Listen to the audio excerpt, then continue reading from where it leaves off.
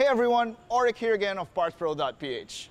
Today we're here to talk about our demo car, Project Roadrunner, the highway spec Suzuki Jimny JB74.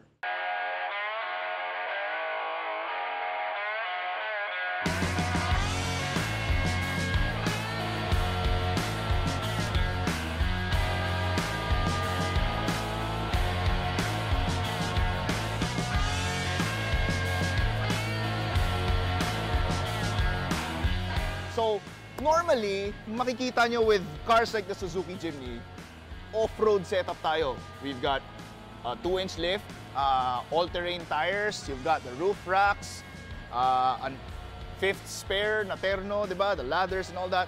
Pero kung papansinin nyo with this particular one, wala lahat yun. Kasi medyo iba yung build direction na ginawa natin with this one. So we can highlight just how much you can do with the Suzuki Jimny. Hindi lang siya yung pang full off-road trail spec, kahit na medyo popular mode yun, no? For this particular one, we've oriented it in such a way na it will be more comfortable for highway use, no? So it's every little thing about this car, all the subtle tweaks geared towards proper highway driving, di ba? So this is perfect for city use kasi syempre it's compact, madali i-park, di ba? And mas may hatakin arangkada siya compared to your normal Jimny. So it's easier to do overtakes and other maneuvers like that, no? In the city, di ba? So it's a perfect example of just how much you can do with it and how versatile the Suzuki Jimny can be.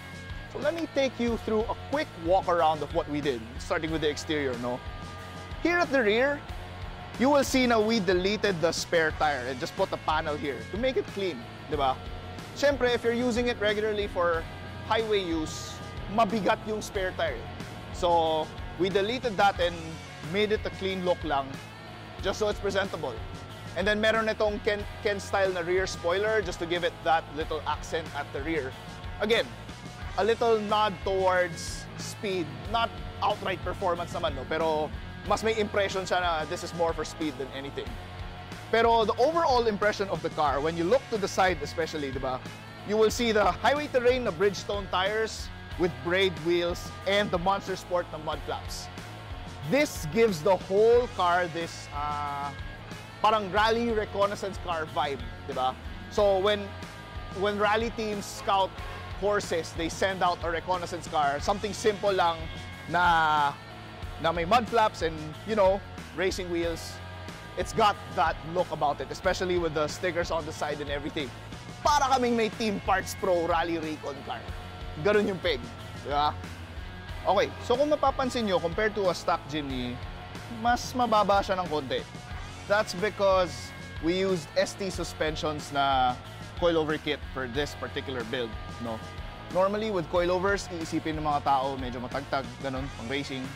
Actually, it's been tuned in such a way na sakto lang yung damping niya, na when you encounter yung mga lubak or rut on one side, hanggang dito mo lang talaga mararamdaman, hindi yung parang umalog yung buong kaha, which is usually yung problema with the Suzuki Jimny, with the lift kit, ganon, maka-encounter ka ng lubak, grabe, kalog na utak mo kasi yung buong kaha yung gumagalaw. With this one, it's pretty well managed. So, that's also one thing that oriented towards street use. And of course, syempre, since your Jimny is going slightly faster, we put Brembo brake pads there. One of the best things you can buy for any car. It's really bang for buck and improves your braking dramatically. So that's one other thing na we put to good use on this thing. Up front, nothing much has been changed, no?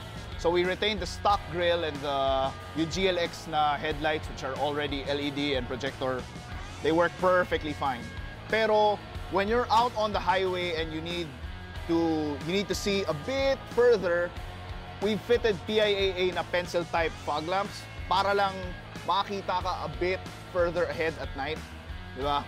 Because usually ito yung mga headlights, ang spread niya palapad.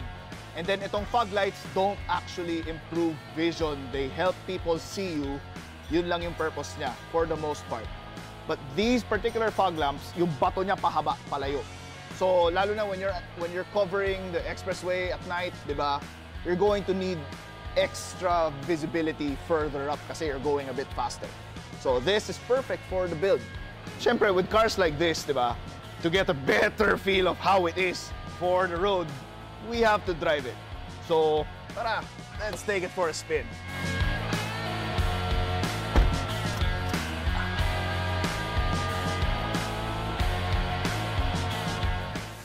Looking for aftermarket parts and accessories for your car? Visit PartsPro and check out our selections. PartsPro is the Philippines' #1 e-commerce store for everything automotive. Shop now at PartsPro. Visit partspro.ph. Like us on Facebook. Follow us on Instagram. Subscribe to our YouTube channel. Order via Shopee. We deliver nationwide. So this is Project Roadrunner. The PartsPro JB74 Jimny na demo car. From the inside, no, medyo close to stock pa yung feeling apart from yung growl na head unit. Pero everything else feels very normal pa. So, compared to yung Jimny namin na Little D, medyo marami na yung binago. Marami na yung mga accessories na carmate, ganun. Ito, this is pretty much bare and we could still improve upon it with yung mga cup holders, yung mga pockets, ganun. Just for a little quality of life. Pero, yung first impression ko with it, kasi with our Jimny, we went the usual off-roader route, di ba? So, all-terrain tires, taller, di ba? With a 2-inch na lift kit ng Jaos. This one is more oriented towards street use talaga. So, yung impression niya, mas agile yung pakiramdam niya, mas magaan yung feeling kasi naka-highway terrain na gulong. So, pagpatag na asfalto na ganito, mas madali yung feeling, di ba? Closer to stock kasi yung stock naka-highway terrain din. Pero ito, naka-16s and then yung Bridgestone na highway terrains feels fairly suited for street use talaga. Yung pangkalye lang na hindi mo kailangan dalhin na pan-trail o pambarag o what. City use lang, di ba? So with cars like this, yung JB74, no, you can build it a lot of different ways. Kaya malaki talaga yung appeal niya. Na, you know, you get a lot of lady owners also who dress it up the way they want. You get guys who go overlanding with it, build it na hardcore trail spec, or yung simpleng bihis lang, di ba? Just to stand out a little bit. So you've got yung mga kits like the Little G, the Little D, you can dress it up however you want. And in this case, ito yan, the PartsPro Jimny is a bit unique in terms of build direction talaga. Kasi kukunti lang yung gumagawa ng highway runner style, di ba?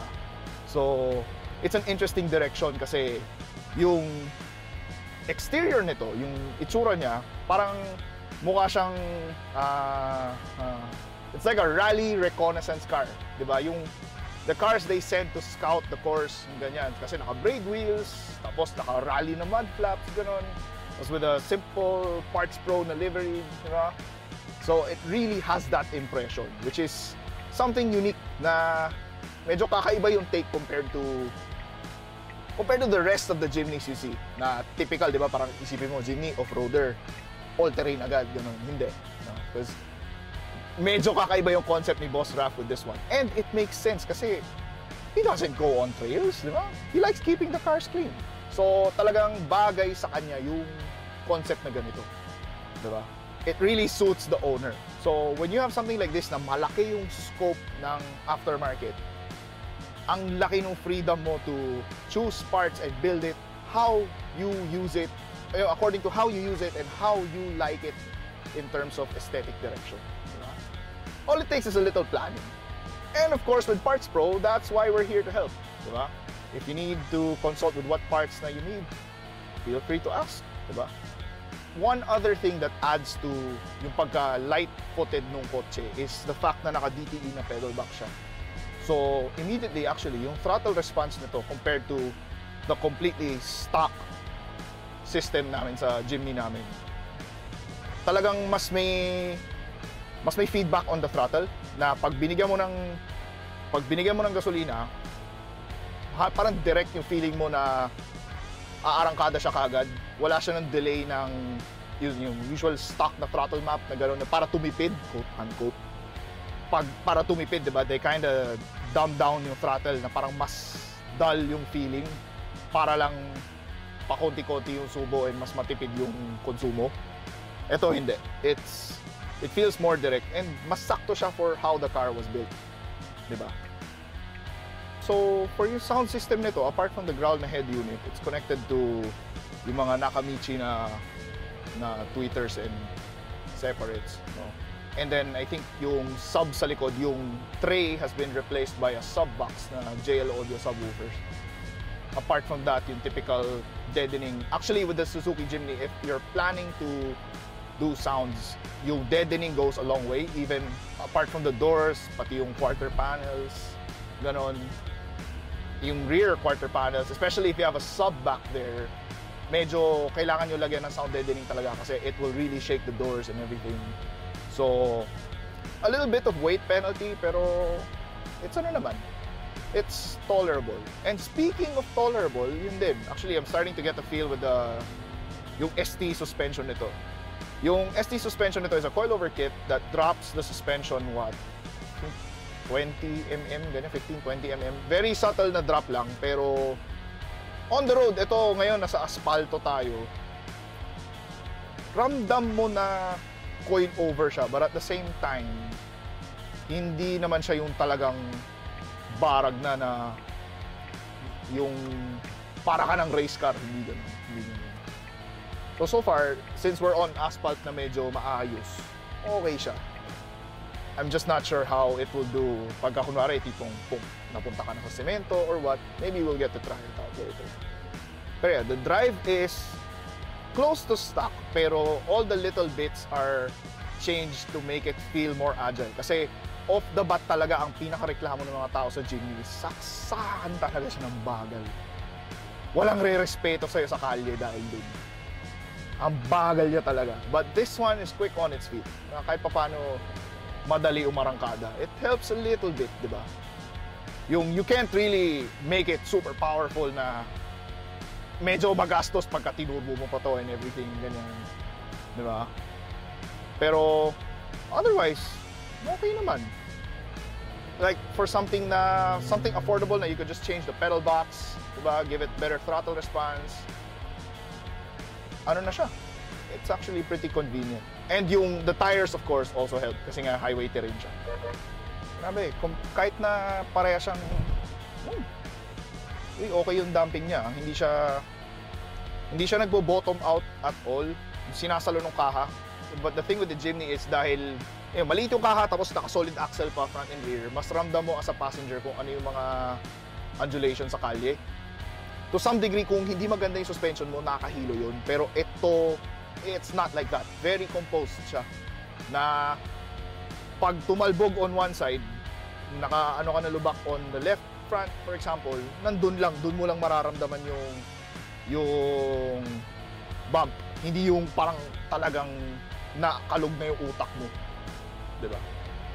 As with any coilover suspension, dapat talaga ma-dial in and matono ng maayos to get it to this level. Hindi siya yung kabit lang, align, tapos hindi ganun. You really have to take the time. Siyempre, as an owner, kanya-kanyang preference yun. Even with yung mga suspension na pang-lift, mga jaws, mga ganyan, it takes a bit of work then to get the damping correct, is to have the suspension tuned to your preference. So as far as recommendations go, ako, so far, wala pa ako naisip. Maybe at most, yung quality of life stuff ni CarMate, yung mga cup holders, the door pockets, ganun lang. Kasi yung pinakaunang naasar ako dito is ito, yung door pocket. Wala siyang bulsa, so wala kang paglalagay ng cellphone, ganun. O yan, yung mga phone mounts. Very, very basic stuff na lang. Yung konti na lang pang improve ng overall quality of life sa interior. That's it.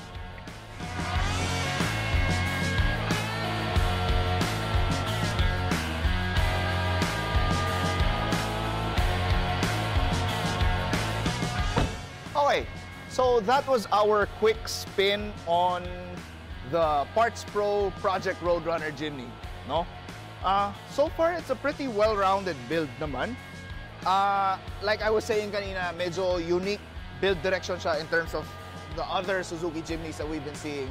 Kasi most of it, when you see a Jimny, asumo pang off-road agad. Hindi. This is a perfect example of how you can alter and tailor the car to your lifestyle. And in the case of Boss Raffy, we've got a car na he doesn't really like to get dirty, pero he likes something small and easy to park around the city when you're puttering around town, di ba? So this is actually perfect for it. So all the little parts, all the small bits like the highway terrain tires and the lip wing and the spare tire delete, the pencil type fog lights, di ba? All of these contribute to making the car more at home for the street, di ba? For street use. Granted, hindi na siya kasing capable off-road, di ba? But then again, di ba? It's tailored to the owner's needs. One very commendable point for this one is I was actually pretty impressed with the ST suspension on this. It's compliant enough na akala ko it would be crashy kasi it's a coilover on a small body na solid axle all around, di ba?